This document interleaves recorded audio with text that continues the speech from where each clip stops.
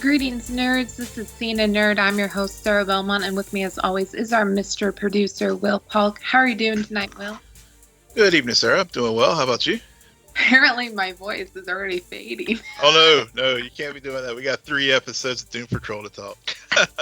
I know, but that really got me off guard. No, I'm hanging in there. I'm doing That's fine. It's just been a very chill weekend, you yeah, know. same.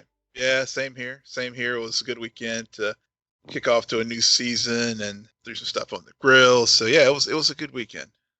It was a good weekend. Before we get into those 3 episodes of Doom Patrol, though, there was some quote unquote news happening, and of course about my favorite company to or franchise to talk about, the DCEU.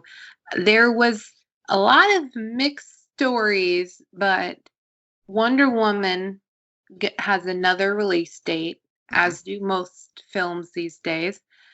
But there's also a something was explained about how there might be rewrites to Wonder Woman 2, and there will be likely rewrites to Wonder Woman 3 because of everything that's going on.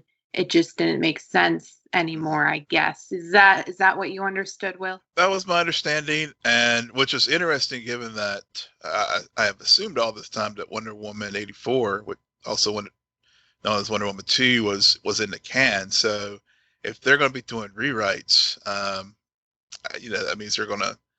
I mean, I would have to imagine reshoots as well. And given that, either if it's reshoots or maybe Patty is just tinkering with the cut to maybe put some things in it that was in there before and taking stuff that's in there now out. So we'll see. But and also I think I saw where she was just like everyone at this point uncertain about Wonder Woman 3 even happening. She just Right. kind of said, she's kind of taking a wait and see approach because, as we know, this film has been moved around. It was supposed to come out this summer, and it got pushed back to I think about October now. Hmm. And so, who knows? Because I mean, like you said, this week alone, films that were supposed to finally start coming out in July are already getting pushed back to August, and given what's going on with COVID, who knows now if even the August dates will stay in place. So uh, it's it's just a messed up world we're in right now. It is fascinating though, Yeah. because I like you. I'm thinking it's in the can. Hmm. I understand we have a lot of time to think and self-reflect right now, but you spent so much money and time producing this project, and you have it all ready to go, and then a pandemic hits and suddenly it's not good enough. And so when I first found out about this, I really instantly thought, you in 10, 20 years, there's going to be a lot of documentaries, there's going Hmm. to be a lot of think pieces about the lost year of cinema and Yeah. what 2020 could have been, should have been, and how that domino effect of, Hmm. and then this project got canceled and that's why this one got produced, and that's why, like, who knows? I mean, Yeah. we're splitting our own timeline essentially. Yeah. We are. And it really begs the question with some of these films. 'Cause I know some studios have or put things straight to their streaming platforms, and Right. and so we do know that Warner Media now does have HBO Max, and it's definitely looking for content. And this would, even though I totally understand why they would want to have it released in a big theatrical setting, from a box office standpoint, trying to return on investment and all that kind of thing. You begin to, like, wonder when some of these big tentpole franchise films may start to end up on some of those streaming services. Because because I looked at Disney and Mulan. I mean, again, it got pushed back. Tenet got pushed back. I mean, it's not a tentpole franchise film, but again, um, Oh, Tenet is for yeah, sure. yeah, Because here's what Tenet is. Tenet is meant for the big screen. Christopher Nolan yeah, doesn't make movies true, true, so you can watch them on your laptops. He makes them so yeah, that you can go to the cinema and have a 360-degree fully immersive experience, or as immersive as you can get through this medium. right, And that is why he is so hard pressed on this has to be released in the cinemas. yeah, yeah, And that's a great point to bring up, because I think whether it's the franchise movies with the billion-dollar budgets, or it's the filmmakers like Christopher Nolan whose concept of cinema and what that means is totally tied to the theater experience. hmm, Well, who knows when COVID will end? Who knows how, even if you do open up the theaters again, who will go and who will just wait for it to be released online, or who will be like, I'm not going to risk my life, or even want it. I yeah, think a lot of, when you do get finally open up the theaters, how many people are going to be cramming to go back to them? And so yeah, what yeah, will the taste levels be like? And even the return on investment concept, maybe budgets start to drop for movies because there yeah. is no guarantee. That's a very good point because I mean, yeah, I was just reading a deadline I think over the weekend how I mean some areas like Vancouver where they've been very good about their restrictions and stuff. They are talking about letting those studios reopen. But then you look in Los Angeles and you look in California where the numbers are, where they were moving towards reopening and reopening production, and now because COVID cases are starting to uptick in those areas, they're looking at scaling that back and putting things on pause. So it really is a huge uncertainty for the entertainment industry at this point, just like many sectors, but in particular for them because again, as states were reopening their movie theaters and stuff, now they're starting some that were open or reopening or putting things on pause, and others are maybe in another week or so, if things don't improve, we'll start seeing various restrictions coming back into place. So it's very hard, and I really feel for anyone, all sectors, but definitely the entertainment sector because uh, it's definitely having an impact on their bottom line. Yeah, it is. I also think we're going to see a lot of creativity, and I'm really hopeful that movies that were released maybe 2 years ago, who a lot of people didn't check out, suddenly there's nothing on. Suddenly you're not going to the theater anymore, and then you find them. I think that this is a really interesting time where Yeah, those cult classic movies people return to or discover, and it maybe that will then reinvent the way we view future films. I don't yeah, know. yeah. I mean, I know I've been going through a lot of movies. I watched Blind Spotting for the last time, Huh. which, if you haven't seen it, very fascinating movie. I still have no idea what genre you would call it. It is just um yeah, but it's something to check out. It's a very independent film that was released in 2018. So, but it's very relevant to what's going on right now. And I encourage people to check it out. But anyways, so so moving on to things that are getting released Hmm. and things that have been in the can and we've just been waiting for. Season 2 Doom Patrol is back. Yep. And I took I did not binge, Will. I did not binge this, and I'm very excited. I literally, from Friday through today, Hmm. watched one episode a day. Okay. Yeah, I watched episode 1 Thursday night, and then I did watch 2 and 3 back to back because Mhm. after and we'll get into it, but I I had to. I really did, for various reasons, but uh, I this season, uh, it's also been, speaking of COVID and things, not to keep on that note, but just so folks know, Doom Patrol was also impacted by COVID as well, and so uh, there's only going to be 9 episodes in season 2, and we got the first 3 this week. So, Oh dear. yeah, How dare they? yeah. So, yeah, but as far as welcoming them back, I this my just sort of kickoff thoughts on season 2.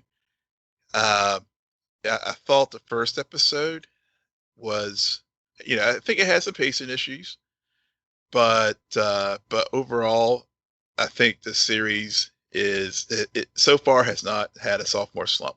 That's just my top line thoughts about it. I I think that you're right. I I went in with very high expectations, and we all know, we've heard it before. When I go in with high expectations, usually they're not met. And they weren't. But then again, I was not disappointed either. I really liked their first episode looking back on it, because it didn't it just started exactly where we left off in a Yep. way.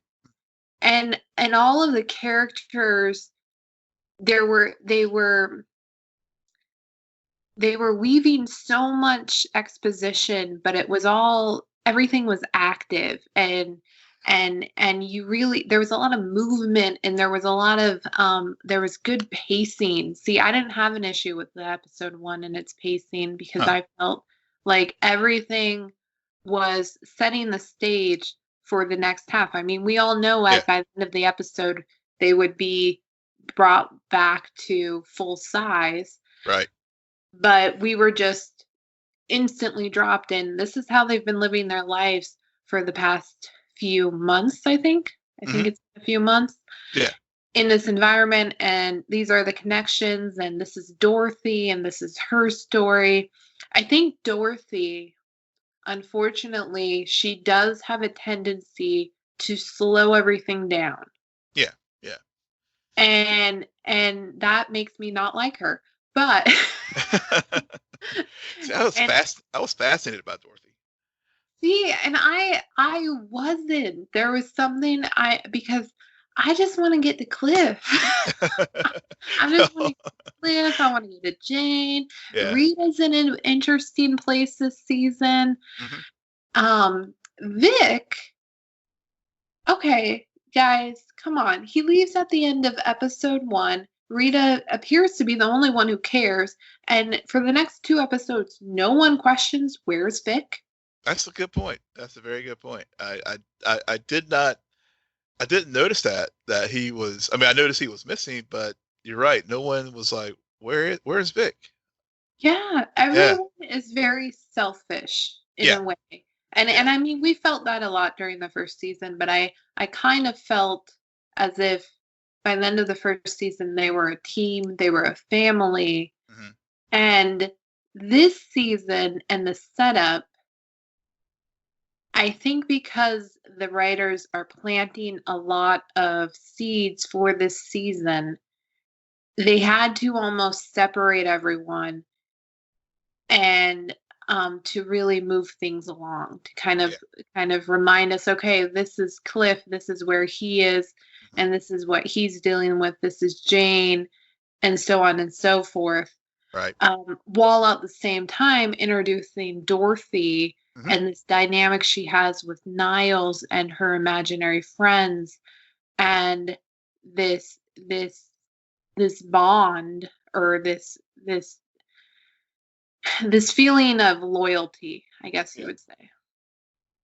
Yeah. I get that, um, with with the team, and so I guess when I said as far as pacing, I think maybe, I think it was probably just my anticipation, because I have just been so looking forward to this the return of the show. Mhm. But So I like the way that, and I saw the sneak peek.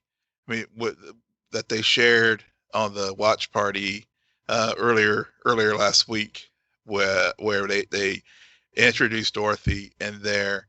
But of course, being a Doom Patrol, the whole circus environment and all the sounds and atmosphere, the workers hooking up and just all the things going on, surrounding Dorothy, to just sort of show how this poor 11-year-old girl has been taken captive, and really setting that the dynamic of, that why the chief had to, and Niles had to find her and rescue her from this environment, feeling, again, atoning for his his sins, or for abandoning her whenever whenever we had the very weird episode in episode 1 where he did, you know stay with her, made it with her mother, and so we had all that kind of set up, and and it really does sort of flow into the whole construct of this show, as far as like people having to deal with their various interpersonal and internal conflicts and dramas that they have, either circumstances brought on them or created because of, at the end of the day, what Niles Calder did to them. And so it was, so the way they introduced her, and her conjuring powers of of her friends, and also one in particular, the Candlemaker, Mm. was very like in your face, and it was like, holy shit, I'm in for a good ride this season, because Dorothy is definitely a character to be reckoned with, and will fit in well with the rest of the team. It was Dumbo. It- I that is probably one of the scenes that I've really liked with Dorothy, because to kick off the season, it's the circus environment, freaks, right? Yeah, right, And right. people who are rejects of society because of the way they appear. And that has always been a theme in this show, is that this group of quote unquote heroes Mhm. are also rejects. Yeah. They are lost causes. And at one point in this episode, they even talk about that they're Niles' failed experiments, or Mhm. I think maybe even in a later episode. And that is really hard to come to terms with. And I think that's why these characters, despite all of the events and progress they made in season 1, are still broken, because Yeah. Yeah. Niles, now that he's back, he's still this reminder that you did this to us, Mm-hmm. and and in a way you saved us, but in a way you broke us. And what do we do now? And who are we? And I think at one point Rita even says, "Who are we when we can't even control our limbs?" Yep, exactly. Yeah. So I really liked all of that, and I think that the Niles and Dorothy relationship being flaunted in front of Cliff Oh, yeah. really does Cliff a great kickoff to his whole arc this season, Mhm. because he's being shown the very thing he has never been able to have and will never be able to have in his current state. And it's ironic, right? The Right. writers do a very good job, because Niles is envious of all of these people, because yes, they are failed experiments, but they have eternal life. Right. Right. And that is the very thing that he is striving after. Which, okay, another weird thing. Mhm. Does Dorothy have eternal life? I don't know. So that was a good question. I'm not sure if she was immortal or not. But because, uh, on the one hand, with the Faustian bargain that Niles made to be able, to get the talisman, um, to outlive her. Um, I guess. Yeah, I mean, I guess I don't know if she had. I guess she does have eternal life. I mean, I don't know if she's prepared, if but or if she's just slow aging like him. She'll eventually die.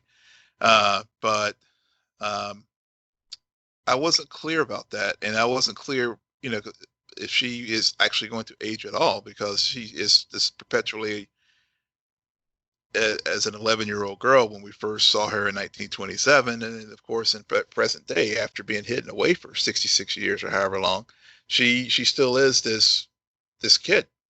Right. Right. Yeah. And I mean, maybe that's just because she was in Danny the Brick, and that's why maybe time it doesn't matter in Danny, and maybe that's why she is still in that place. we'll get to time. We'll get to time for Yeah, sure. yeah. But Danny Brick is also a great thing. That's another thing that really excited me when I was watching these episodes is how many callbacks to the first season there were. Yeah. And the rats. Come on, guy. I love how Cliff would always go to quote unquote feed them. He would tally, and then at one point he even becomes Rat Man in the episode. He comes there. It's just it is those little tidbits Yeah. I was just expecting Admiral Whiskers to show up. Yeah. Yeah. You're suddenly in on all of the inside jokes, and you feel as if there hasn't been a time lapse because they're calling back to so many things that happened in the first season. Relevant things. Yeah, yeah. So any other thoughts on the first episode? We can't leave the first episode without talking about Larry, because I think whereas Vic had his where he kind of disappeared off, Larry the caretaker it was an interesting juxtaposition because he's taking such good care of his friends, but then when we see Larry before his interaction meeting with Niles, his interaction with his son Gary, and how much of a dick of a father he was. I mean, because we get obviously we understand from season 1, and even when he has the flashback with I can't remember his partner, his partner's name, who he was having an affair with. But there was that so he of course was struggling with coming out and being closeted in test pilot. But then we get to his family life, and we see his son's all excited because daddy, you're gonna go up in this rocket ship and rocket plane, and then he just like crushes his son. It's like it's just it was just so it was so seeing that, and then seeing how he was so much of a caretaker for the Doom Patrol when they were in fun size mode, and it was definitely again, like you're saying, reminds us how broken these folks are, but also was planting the seeds for things that were to come in future episodes.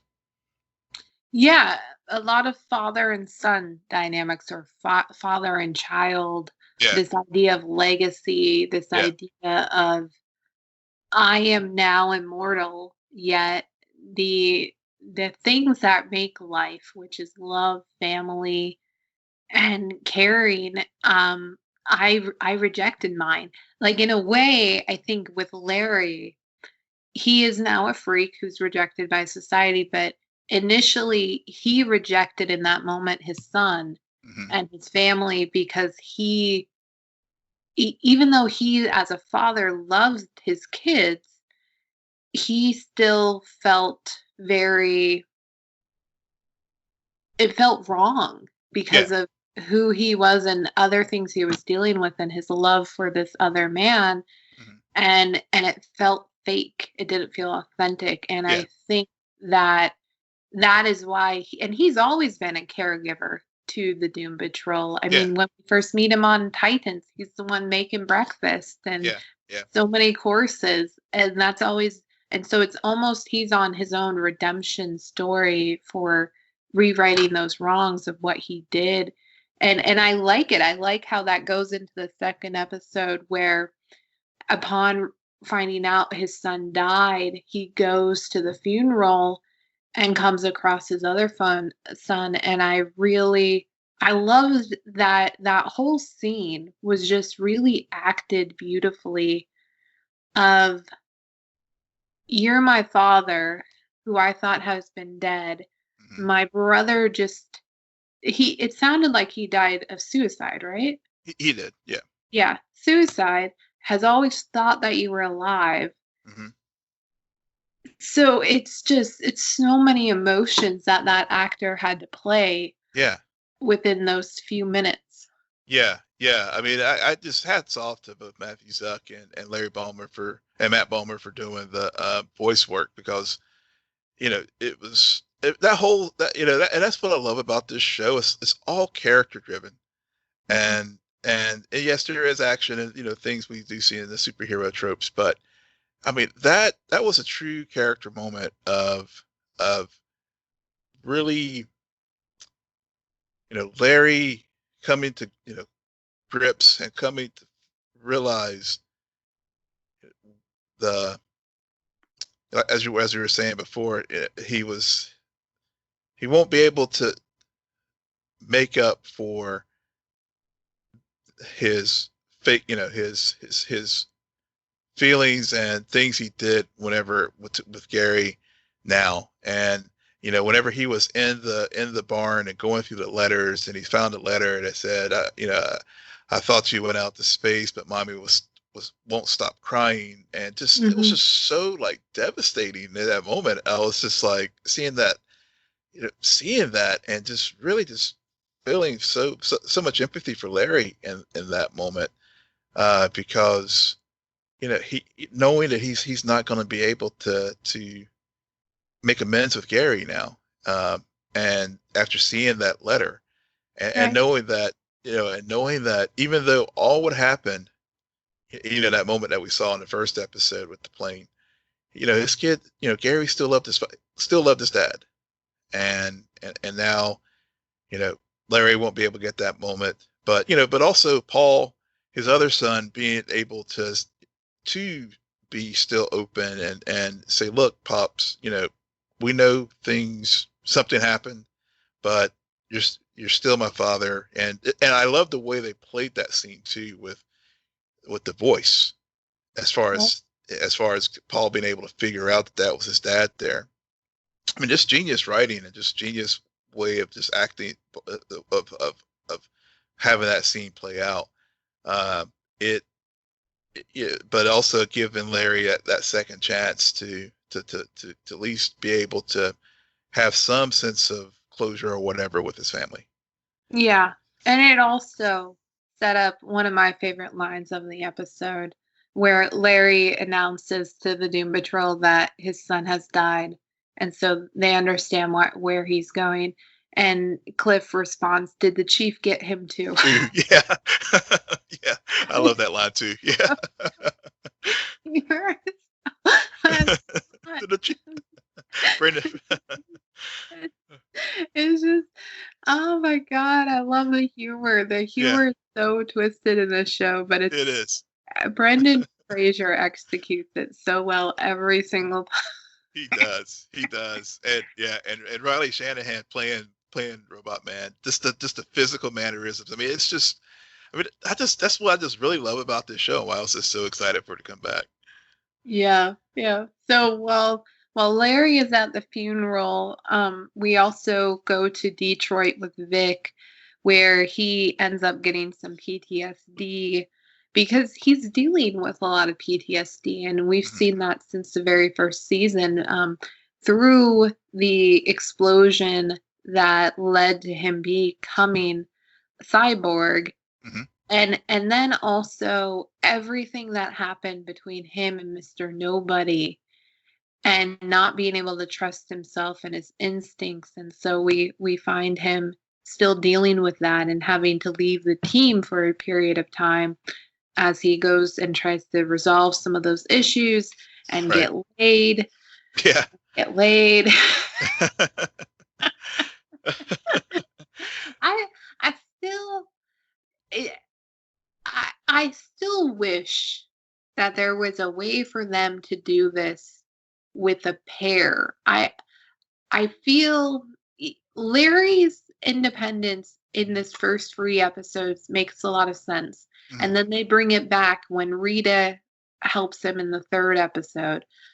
And that's what I'm missing with Vic. I'm missing Yeah. that tie-in, and I hope we're able to see, because these characters, they are really good on their own, but they just raise to supreme levels when they bounce off of each other They and do. when there is that chemistry, because as much as they are different and unique, they are so similar, and they are so much like a family that's what I miss. That's why my favorite episode of the first season is Doom Therapy, because that's a bottle episode where it's just them Yeah. on this weird, having this weird day, and so hopefully Vic comes back and we get some of those dynamics, because he's part of the team and he has a place there.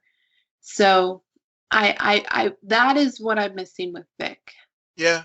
I see. I actually, so Vic is, he has a very interesting like role with the team because he's the Justice Leaguer. He is the traditional superhero, and the thing about this show is where you won't be able, if he were like on Titans, we wouldn't be able to see this self exploration of his indecision and uncertainty about himself.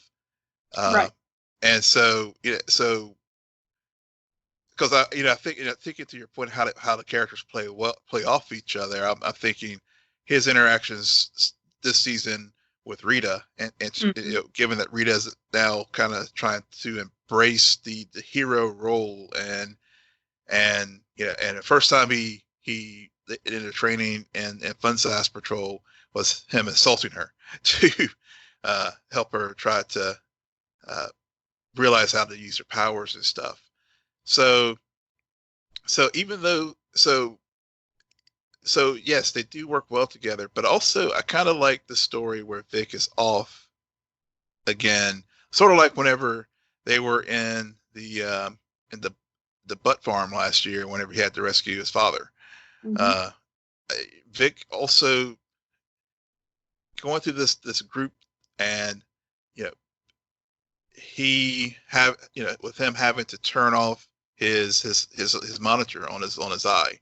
because again, he was still trying to hold up the veneer of, I am the tough superhero who has all his shit put together, but no, he doesn't. And for the rest of the group to like say, look, we've got to turn it off, turn off the cyborg light, so we can really see the true you.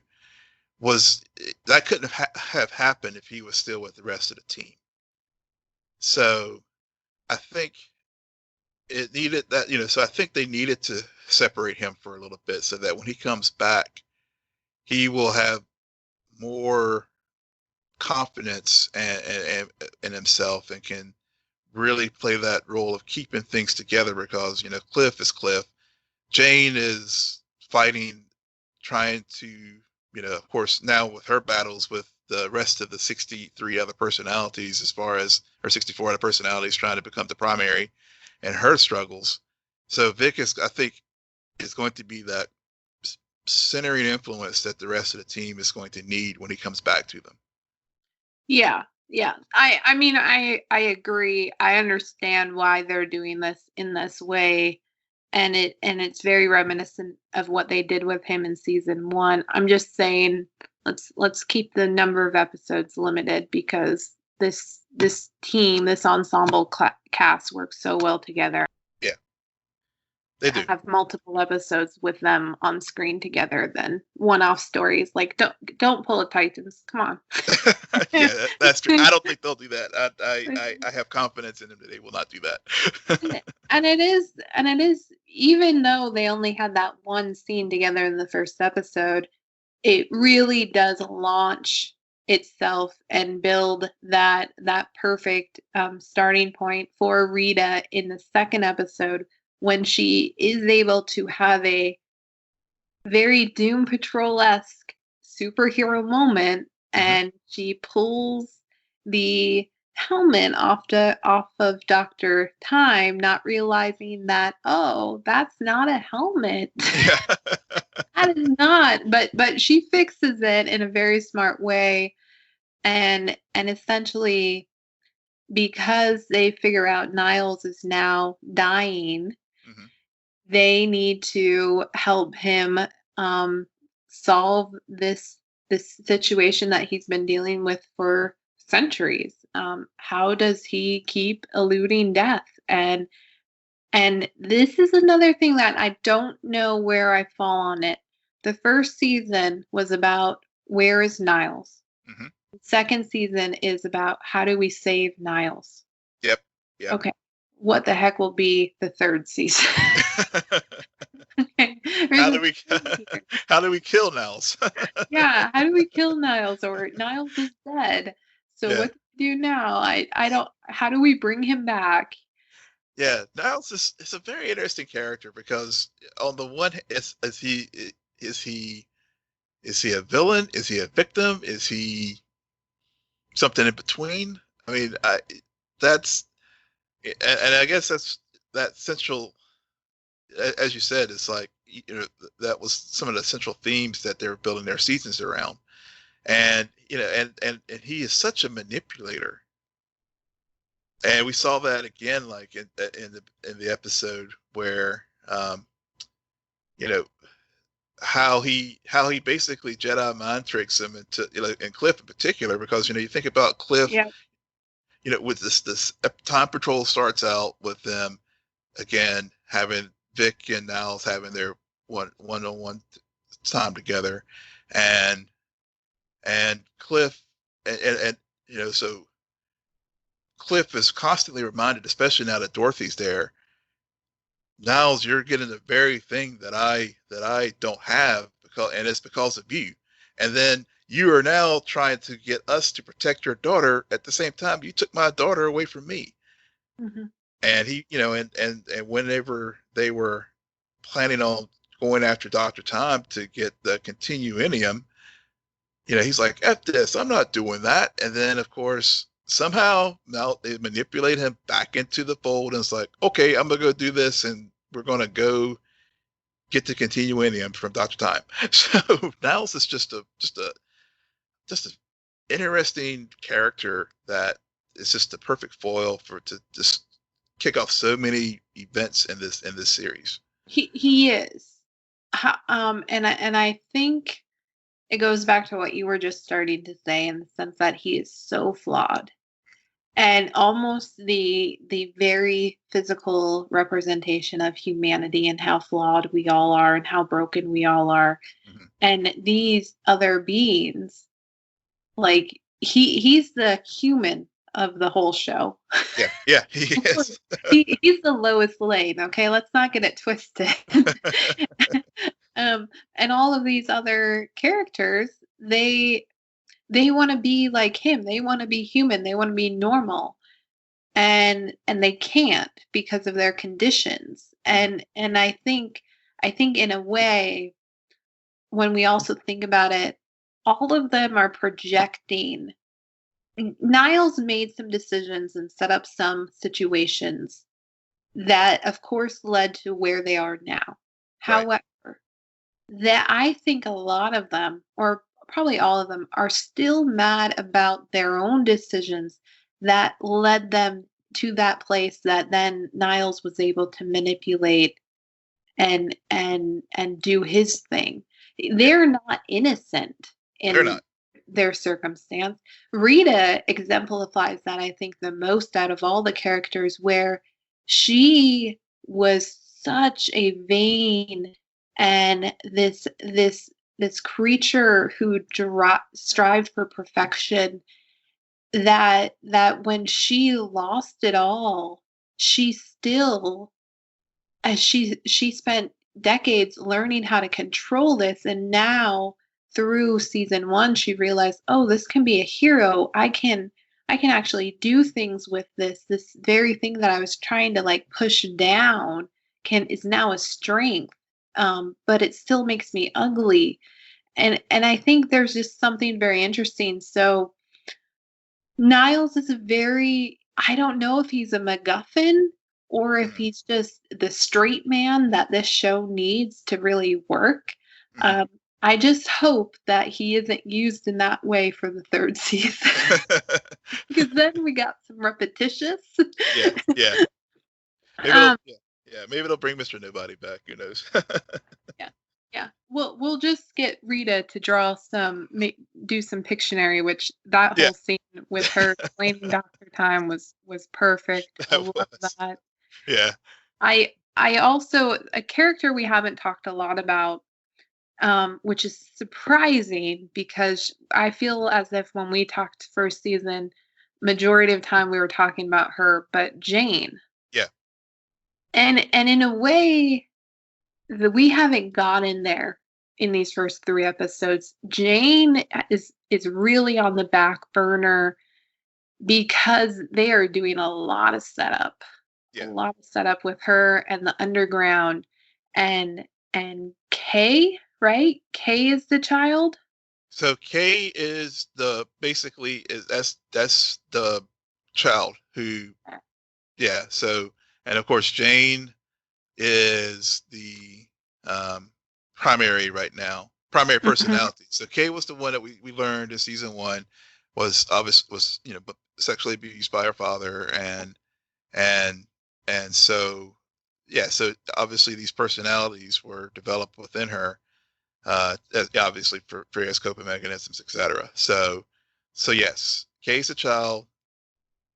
Uh, Miranda's another alter who at right, one point was in control, but then threw correct, herself in the well, and now everyone in the underground is wanting Miranda to be the primary right. because Jane has been using drugs to kind of control Mm, her, because she still, despite everything in season 1, has a lot of issues to go work through. right. Oh yeah, oh yeah. Yes, Huh. yeah, because I guess because whenever we first, uh, you know, I guess was in episode 1, it was like time for a change. Yeah, What yeah. From the very beginning, from the time very for. beginning, time for a change, and then so all the, so we saw Hammerhead and we saw some of the secretary and some of the other characters come out and you know really begin to tell Jane, look, you got to stop doping, and and of course, and even I guess even when thinking back to episode 1 when Dorothy came into to Jane's tent. I mean, I think Jane was about to shoot up, if I recall. Mhm. Um, so yeah, so that that dynamic, and then of course, with the scene of Jane's finally meeting Miranda, seeing Miranda, and and the whole exorcism and throwing it into the well, and the whole situation there. And then, of course, when we get to the 3rd episode, um, Jane basically like gets catatonic on the bus. Yeah. We're seeing that whole the whole underground just really fighting for control of Kay. Right. Right. Right. Absolutely. Anything else about the second episode? Second episode, I really that was the whole sequence when they were in Doctor Time's uh time portal where he was, Mhm. and also when whenever Rita did pull out and seeing the brains, shooting all the prior individuals who tried to get to continuum from him, in that whole sequence was I really enjoyed that moment too, because even though it was hokey and cheesy, but it also had the same level of like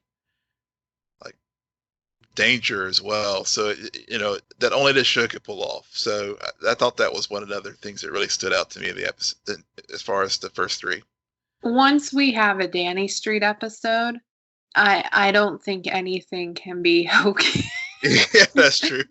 Because for a while I was thinking that episode, when I saw just the image when you go to choose the episode, I thought it was going to be all based on Danny Street, and I'm like, great, more season 1 tie-in, and then I watched the first episode and realized Danny's a brick. Yeah. But so I thought I agree with you that is a scene that only Doom Patrol could really pull off, and it makes sense in the world, which just leads us into the third episode, where again you have another arc where some of the characters travel into an interdimensional space, because Niles has apparently met in his journeys every single immortal being. So look out there. You might come across some more. As a kid, he encounters the Red Jack, and who's a demon who feeds off of pain, but is also now lonely and wants a apprentice, i.e. Niles, and which I didn't see coming, and I thought was a really clever thing to do, because this could have just felt as if a villain of the week, a we need to go save Larry, but the fact that we knew Niles knew the Red Jack from his childhood, and then going into this third episode with this need for immortality because of Dorothy, and knowing Dorothy is still contemplating her wish to the Candlemaker, and if she uses that on Niles or not, and that's his biggest fear, that she would. The Red Jack then says, if you're my apprentice, you will be immortal. Mm-hmm. And I was just like, yeah, all right. Now I understand why we're doing this. Okay. This suddenly just raised into really an interesting dilemma to put that character in. Totally. It totally did. And again, Calder, I think what was this line that he needed? I think he needed to do this to protect someone I love. I'm paraphrasing, but but Red Jack wanted him to be his apprentice, and then tempting him with the immortality, and seeing that up to this point, I mean, Calder has done some very heinous things to protect Dorothy. Right. So it just it does make total sense that he would once again do what was, make some deal with the devil, literally, to achieve immortality. And that whole showdown with the two of them in the dining in the feast room was just so chilling, and I really felt, I was like, now on the one hand, I know he won't accept it, because that would just be the end of the show. But on the other hand, I did have a moment where I was like, he actually may do this. Right. At what cost, and I think they will continue to go back to that with Niles.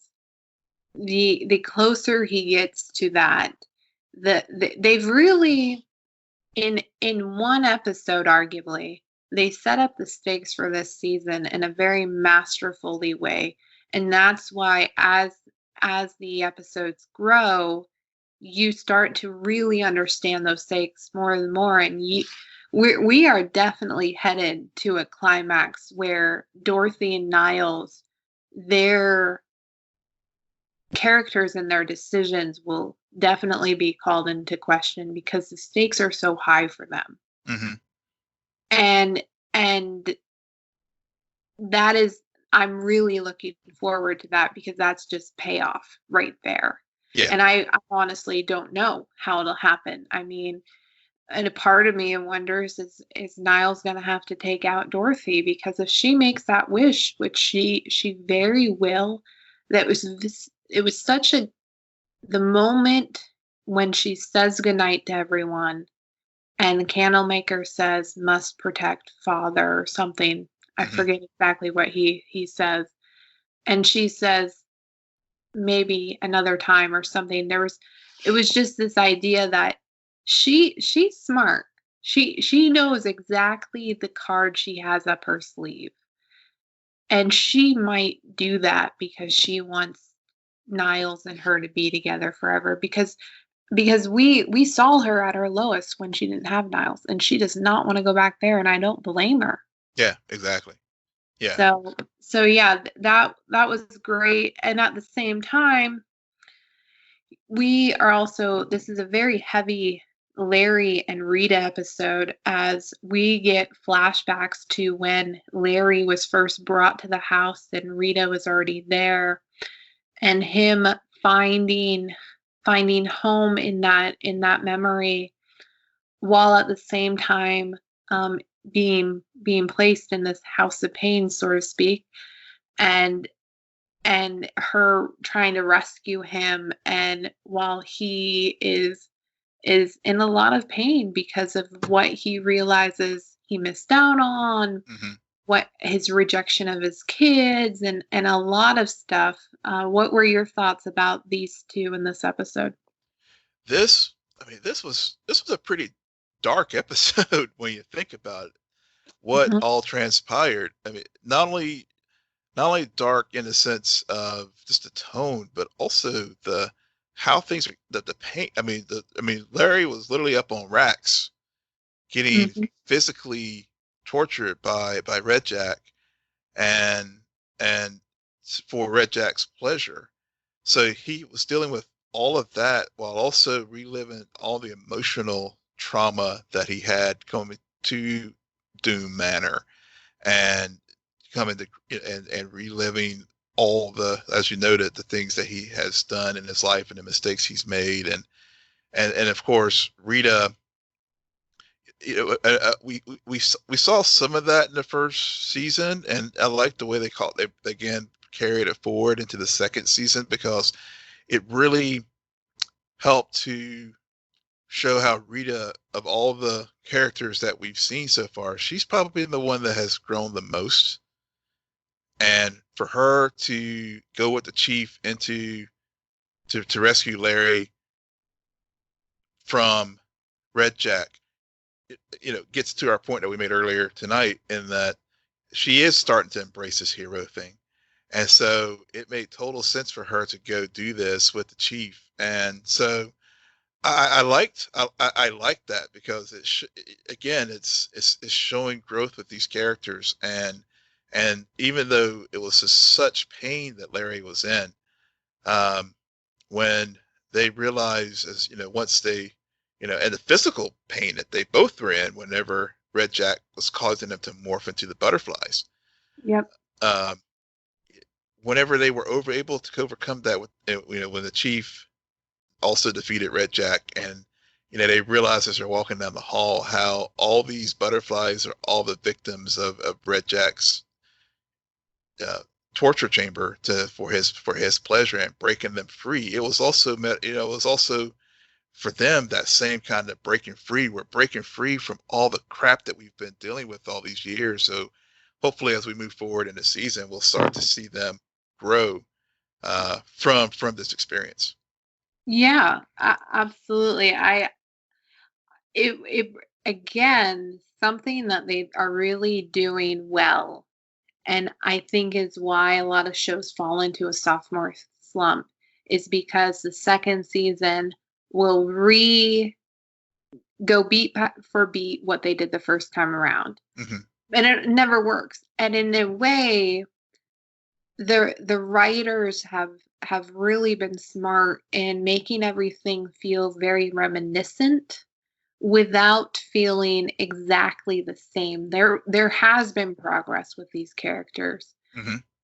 but they are still the same crew who we met at the beginning of the show, and this is the same world that they spent a lot of time really crafting, so that when you encounter characters like Red Jack or Dr. Time, you're like, yeah, that makes sense. Yeah.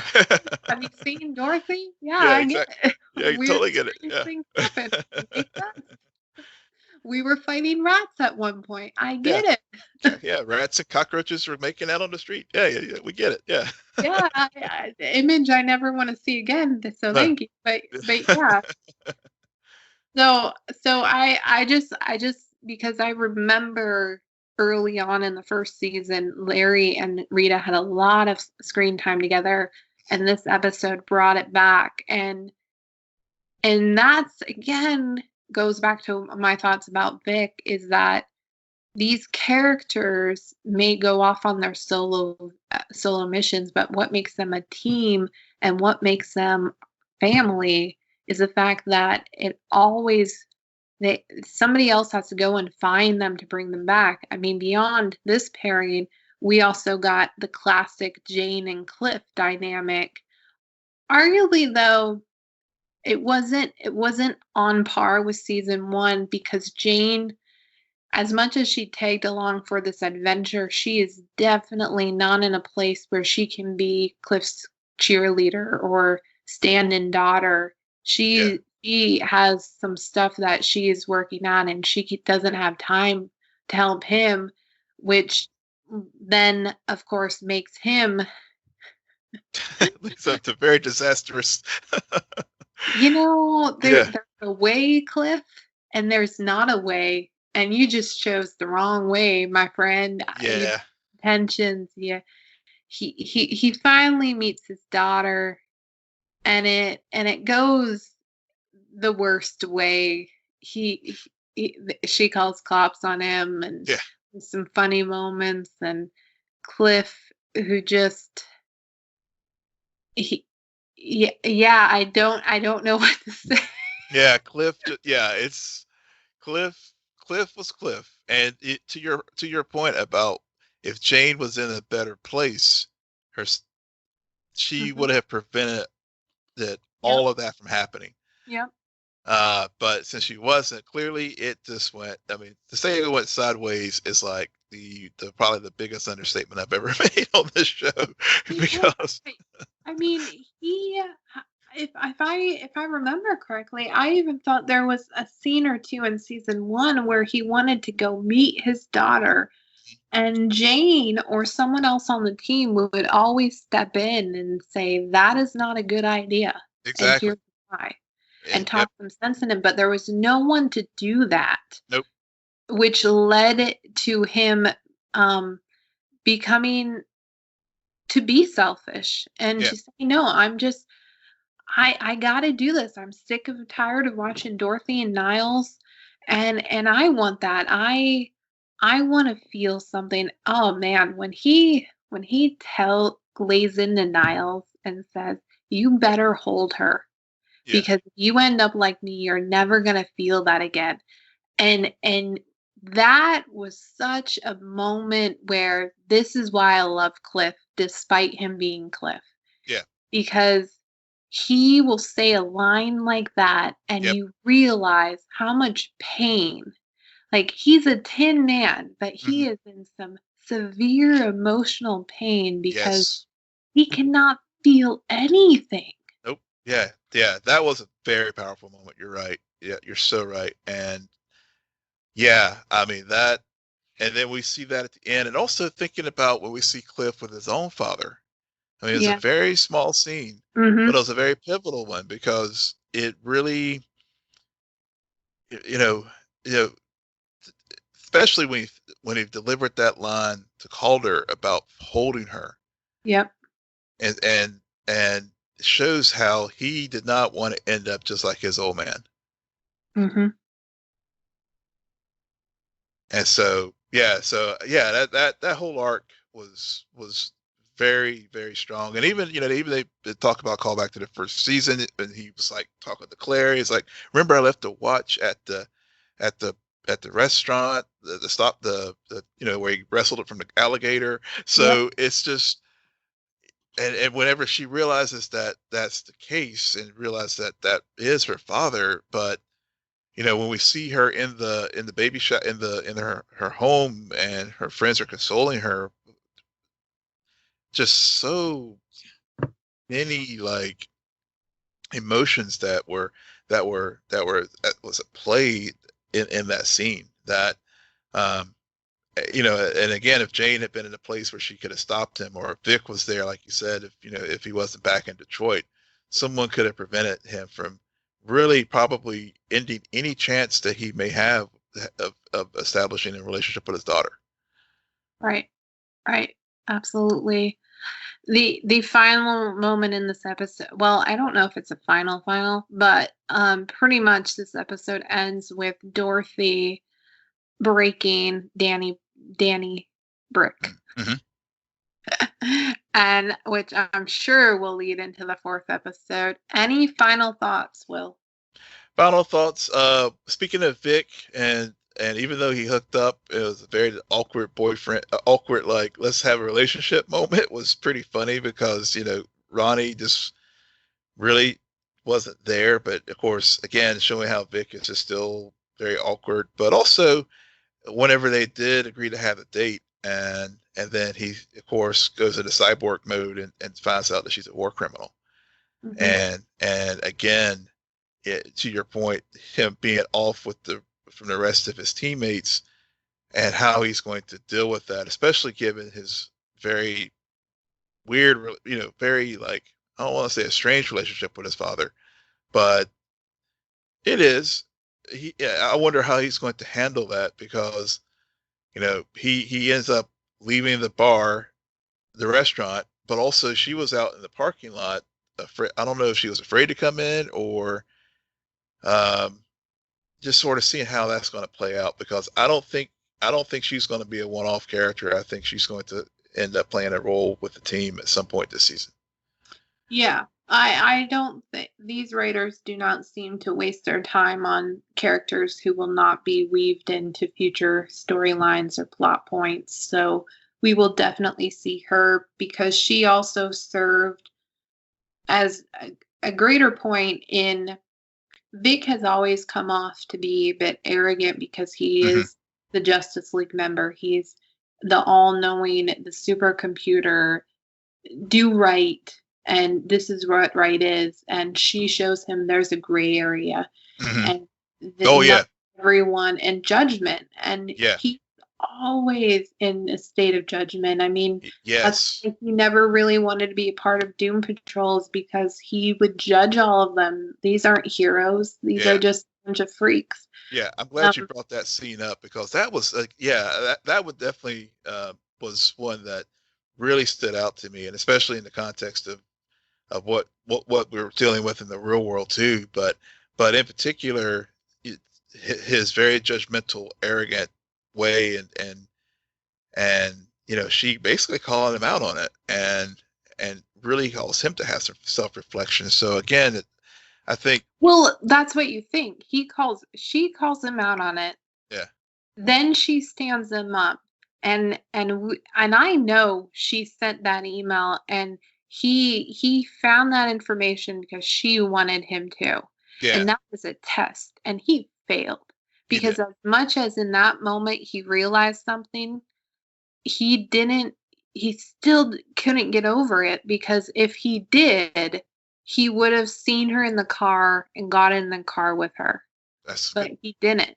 yeah, He tossed her aside essentially and said, "No, you're a war criminal. This will never work. I'm going to judge you again," yeah, which yeah, which I think is the right move to make, because it would be weird for someone who is so